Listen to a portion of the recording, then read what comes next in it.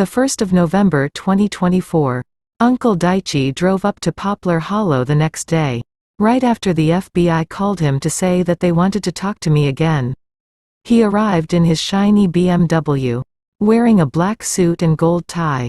Daichi always looks good, but today I could tell he'd put a little bit extra into his appearance.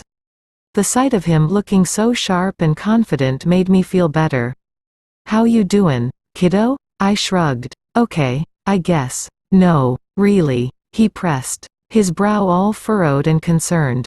"How are you?" "I'm fine, Daichi. Can we please go?" But Daichi didn't start the car. Instead he glanced toward the house. Then back at me. "You can always come live with me. You know," he said in a serious tone. I swallowed hard. I loved Daichi, but ever since my dad died, I'd had trouble with the city. In fact, it had been one of the reasons Ma had moved us all the way out here. I'd started having panic attacks and couldn't seem to concentrate at school. Some days in class I would shake so hard I couldn't hold a pencil. Other times I couldn't seem to catch my breath, and I'd nearly pass out. The minute we moved out of Brooklyn, leaving behind all the noise and people, I'd settled down, but it was hard for me to go into the city to visit Daichi for even a day without the shakes and shortness of breath coming back. I couldn't imagine going there to live again. Then there was Ma to consider. We were an hour and 40 minutes by car outside of New York City. 2.5 hours by train. I couldn't leave Ma, because who'd get to her quickly if something bad happened? "Thanks Daichi, but I'm okay." Daichi sighed and started the car. Heading west. Poplar Hollow, Jupiter, Willow Mill, and Parkwick are all villages technically within the city of Grand Haven, New York. Mostly, the villages circle Grand Haven like planets in a solar system, and the distinctions between the villages are measured more by the sizes of the houses than anything else. Willow Mill is a step down from Poplar Hollow, and Jupiter is a step up. But you'd need a ladder to get into Parkwick. The rest of Grand Haven isn't so grand though, and most of us kinda thumb our noses at it. We all have our own school system with about 1,000 kids in each high school. Except that Grand Haven itself has 2 high schools, North and South, and they have at least 2,000 kids in each. Both of their football teams clobber our team every year, but we usually stand a fighting chance against the other schools. Still, it seems we're always duking it out with Jupiter for second to last place. Downtown Grand Haven is on the small side when you compare it to any other major city, especially New York, but every year it gets another few tall office buildings added to it. Now it even has 2 malls. The bureau offices are downtown, about a block away from the police station in a building that's new and trendy. Not the kind of place you'd expect to find the FBI. Daichi took up 2 slots in the parking garage so no one could park too close to his BMW. And then led the way to the stairs. He always takes the stairs, and we finally came out on the 3rd floor. Daichi's footfalls were steady and sure as we wound our way through the maze of hallways. I was back on tiptoe. At last we came out to a central catwalk that encircled the lobby below and wound around to a large staircase with a gleaming brass railing. Daichi followed the railing up to a set of double glass doors with a stenciled sign that read, "Offices of the FBI. Grand Haven Branch." Before pulling the doors open, Daichi paused with his palm on the handle. "Remember, don't answer any question without looking to me to see if I approve, and if I do, just answer the question, okay? Nothing else. Don't elaborate beyond the simplest answer." My mouth had gone dry as we'd stepped onto the 3rd floor. And I wanted a glass of water badly. My legs were trembling, and I found it hard to concentrate on what Daichi was saying. Still, I managed to nod when he looked at me and opened the door. We walked in to find the place pretty busy for a Saturday. They mostly monitor drug and weapons traffic coming in and out of New York City from here. Daichi whispered. That made sense when I thought about it. As Grand Haven sits right next to I-87, which heads straight to Canada. Daichi pointed to a leather chair in the lobby and I sat while he checked in with the receptionist. After letting the feds know we were there, she came over to us. Her death date read the 12th of February 2061. Agent Sugawara and Ushijima will be with you shortly. Can I get you something to drink while you wait? Coffee, Daichi said, flashing a smile. Daichi's a big flirt. I'll take water please. After she came back with our drinks, Agent Sugawara appeared and motioned for us to follow him. He led us to a glass-enclosed office with an open ceiling where he pointed to the 2 chairs that faced his desk. And as we took our seats, Ushijima entered the office, pushing a chair in front of him. Sugawara shut the door behind Ushijima before taking his seat, and I moved my gaze to his desk. It was cluttered with papers and files, but one corner was fairly neat. Several picture frames were arranged there with their backs to us. I assumed they were of his family, and I felt oddly curious about what his wife and kids looked like. Then I glanced at the wall behind Sugawara and saw 3 rows of mugshots of dangerous-looking felons. All of them had the word "captured" in bright red stamped across the top of their mugshots. I couldn't help noticing that a few were already dead.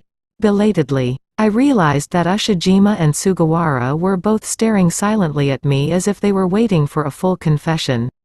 I shifted in my seat and looked at Daichi, who seemed impatient to get things going.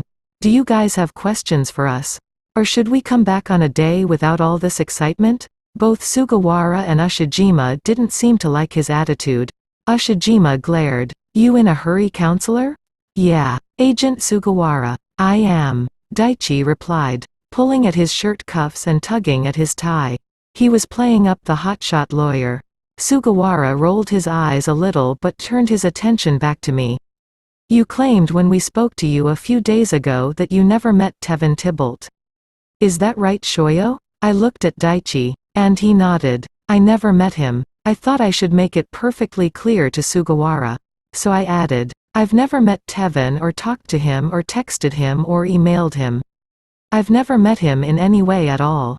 Sugawara looked confused. See, this is what I don't get. If you never met, or talked or texted or emailed Tevin, then how exactly could you know that he'd been murdered when we didn't even know that until yesterday? I glanced at Daichi, a little exasperated. If this was the way it was going to go, then we were going to be here a really long time. Daichi put a hand on my arm. My nephew and my sister-in-law have both told you that Sho has a special and unique talent.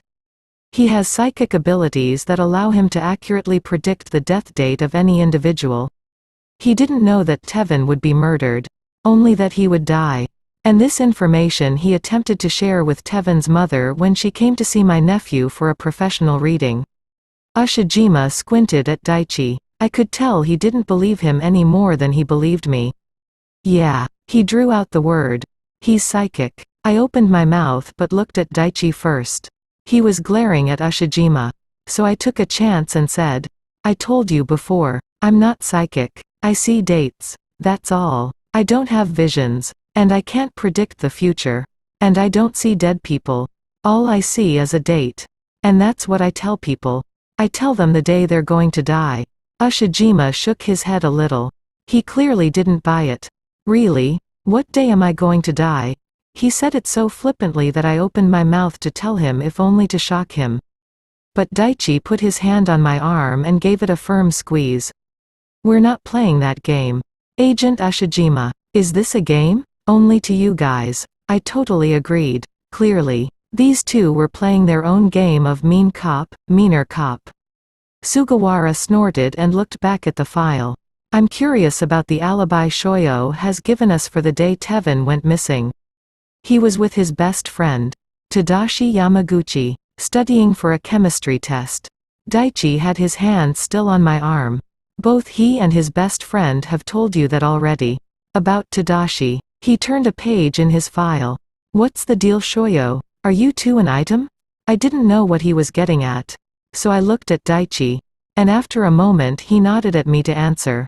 No, we're just friends. Best friends. Sugawara corrected. Right? My palms were sweating. I was so afraid of giving them an answer that might make them suspect me more that I didn't want to confirm or deny anything. But Daichi was nodding at me again. So I said, yes, we're best friends. Would Tadashi lie for you if you asked him to? I knew exactly what he was getting at. And Daichi did too. He's not lying about Shoyo's alibi, Agent Sugawara. Move on. What did you get on the chemistry test? Sugawara asked almost too casually. I breathed a tiny bit easier. A 98. They could check that if they wanted. And I had no doubt they would. Daichi sat back with a smug grin. He liked my answer too. Hardly the score of a kid who's gone and murdered a 13-year-old the day before. His tone was as mocking as Ushijima's had been. Did you text or call anyone during that time? He was still fishing. No sir. I was too busy studying for my chem test. Ushijima and Sugawara exchanged another look. I saw that they knew they weren't going to poke any more holes in my alibi.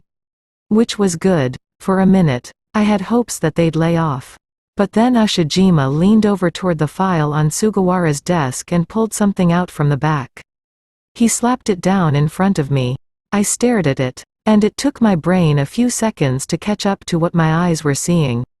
And by the time I understood that I was staring at a picture of Tevin Tybalt, lying dead and bloody in a pile of leaves and mud. It was too late to shut my eyes against it. Daichi reacted by leaping to his feet and snatching the photo off the desk. I could feel my eyes water. The shock of what I'd seen had caught me totally off guard. What the hell? Daichi roared, throwing the photo back at Agent Ushijima. I bit my lip and dropped my gaze to the ground. I'd heard the news reporter say that Tevin had many wounds and that he'd been tortured. But seeing it in the photograph was so much worse than anything I could have imagined. The kid's face, torso, and arms were a mass of cuts, burns, and open wounds, and his throat had been slashed wide open. It was the most gruesome thing I'd ever seen. And it was playing over and over in my head, blocking out everything else, even the room I was in and the men who were in it. I tried to hold it back, but a wave of emotion overcame me, and I bent at the waist and let out a gut-wrenching sob.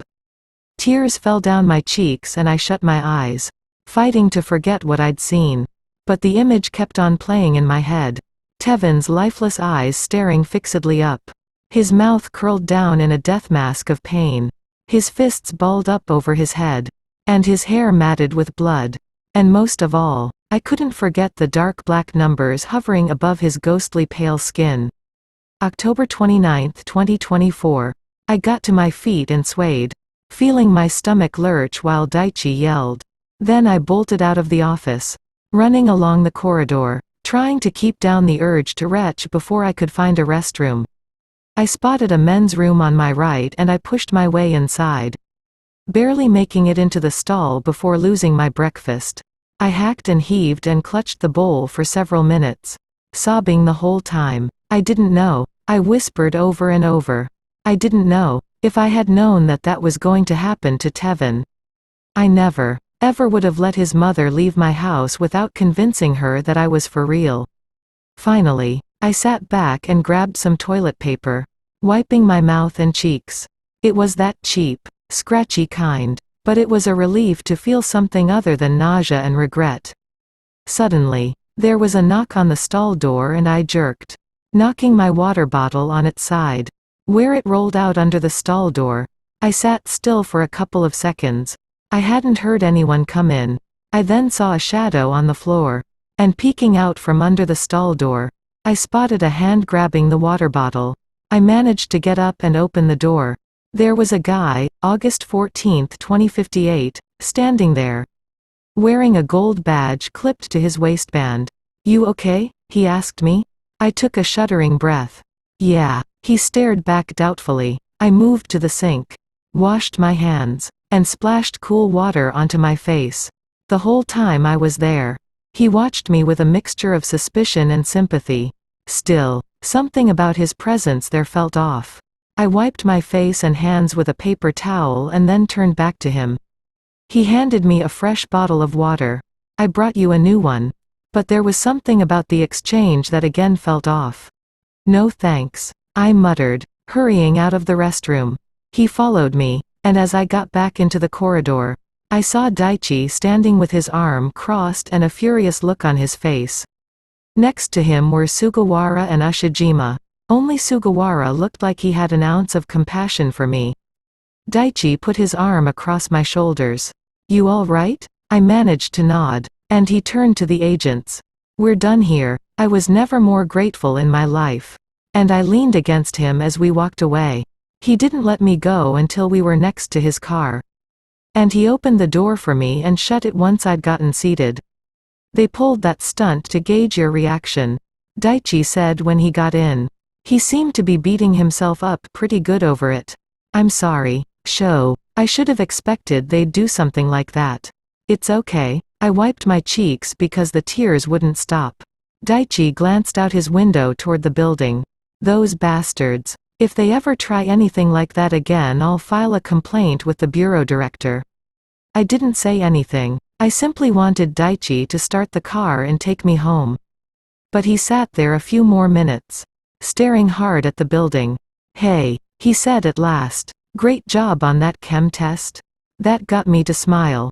Thanks. If Daichi was joking with me, then the interview with the feds couldn't have been as bad as it felt. He laid a hand on my head. "Do me a favor, though, okay? No more readings." I gulped and dropped my gaze to my hands. "I mean it, Sho. Even if the President of the United States calls and says it's a matter of national security, you don't give anybody their date." All I could think was, what was Ma going to say? Daichi was asking us to give up a lot of extra cash. And no matter how many times he'd offered, Ma had never once accepted money from Daichi. I didn't know how we were going to make it without the readings. I finally nodded reluctantly. "Okay, good." And then I couldn't help adding, "The president doesn't need to worry though. His death date isn't for, like, 40 more years." Daichi ruffled my hair. "Smartass." He chuckled. But then he nudged me in the shoulder. And when I looked up, he pointed to the cup holder between us. "Where's your water bottle?" I blinked. The FBI guy who came into the restroom took it. Daichi let his head fall forward to the steering wheel. "Well, I guess giving them your fingerprints and a DNA sample was inevitable." "Wait, what?" "They found cigarette butts at the crime scene. They'll test your saliva from the bottle against the cigarette butts and keep searching the scene for anything that might give them a usable print to compare to yours." Daichi shook his head as if he was ticked off at himself. "I didn't think to tell you to bring the bottle with you. But it's not a bad thing. When the DNA comes back as not a match, I can use it in court if they decide to charge you." Daichi started the car, and I felt a cold shiver snake up my spine. His words, "if they decide to charge you," replayed over and over in my mind. Before we reached home, I checked my phone. There were a dozen texts from Yams. He'd heard about Tevin and he seemed really freaked out.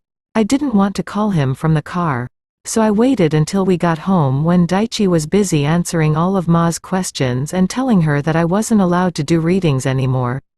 Slipping away upstairs, I called Yams.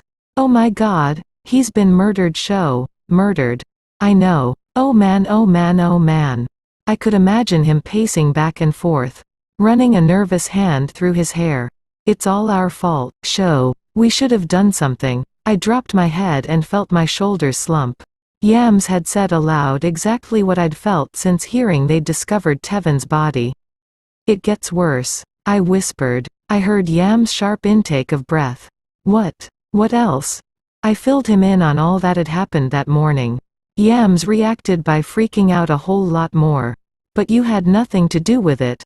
Sho, you have to tell them. You were trying to help Mrs. Tybalt keep Tevin alive." "I don't think they believe me, Yams." Yams was silent for a long time. "I should have talked to her at the diner. Or you and I should have gone over to her house that night. We should have tried harder to get her to listen." "I know," I agreed, sick with regret about not having done more to prevent Tevin's death. I didn't know it would end like this. I didn't know he'd be tortured and murdered. I thought he'd die from some freak medical thing that nobody could have detected. Again Yams was silent for a long time. Then he said, "I'm sorry, Sho. I didn't mean it when I said it was our fault. You tried to warn Mrs. Tybalt. But she wouldn't listen. None of this is your fault. I should have been the one to vouch for you." I sighed. It's not your fault. Either, Yams. If you'd gotten on the phone. Or gone over there. She might have called the cops on both of us. Or she might have listened. Yams scountered, his voice heavy with regret.